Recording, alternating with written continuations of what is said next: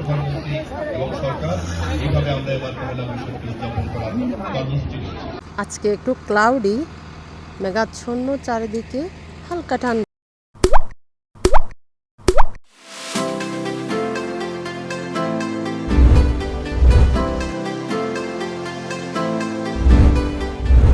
আসসালামু আলাইকুম, কেমন আছেন সবাই? আমি Farhana Suma, Suma's creation and lifestyle থেকে।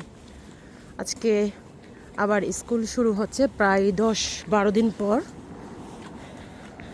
সকালবেলা যাচ্ছি বাচ্চাকে স্কুল বাসে তুলে দিতে, আর রাস্তাঘাটগুলো একদম পরিষ্কার। স্নো চলে যাচ্ছে। প্রভিন্সে হচ্ছে সামারটা শুরু হয়ে গেছে অনেক আগে, বাট আমাদের এখানে স্নো যায় আবার চলে আসে।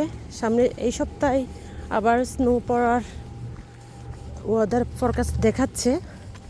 আগের মতো সেই স্ট্রিম লেভেলে পড়বে না, বাট আস্তে আস্তে কমে যাবে।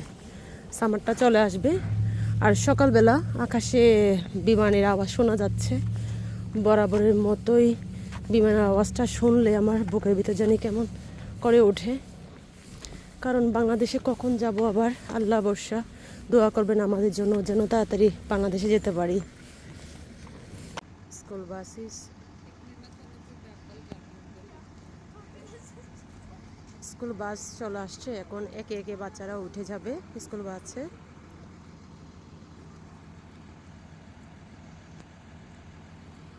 আর একটা আই ডোন্ট নো,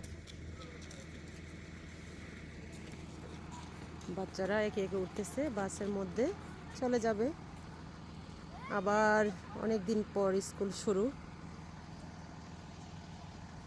আজকে একটু ক্লাউডি, মেঘাচ্ছন্ন, চারিদিকে হালকা ঠান্ডা, বেশি না।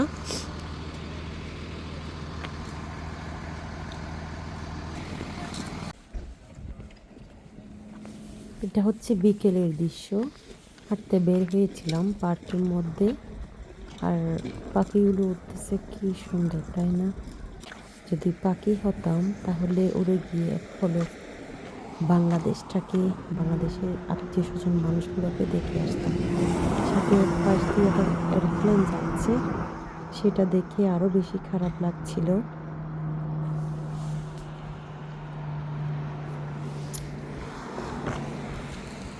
এটা হচ্ছে বাংলাদেশের পহেলা বৈশাখ উদযাপনের হচ্ছে ভিডিও। আমার হাজবেন্ড ভিডিও করে পাঠিয়েছে আমার জন্য।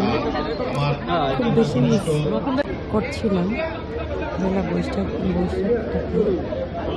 পান্তা ইলিশ খাচ্ছে, দেখতে খুব সুন্দর লাগছে, কালারটাও চমৎকার। কার কার পহেলা বৈশাখ কেমন গেছে জানাতে পারেন। ভালো থাকবেন, আমাদের জন্য দোয়া করবেন।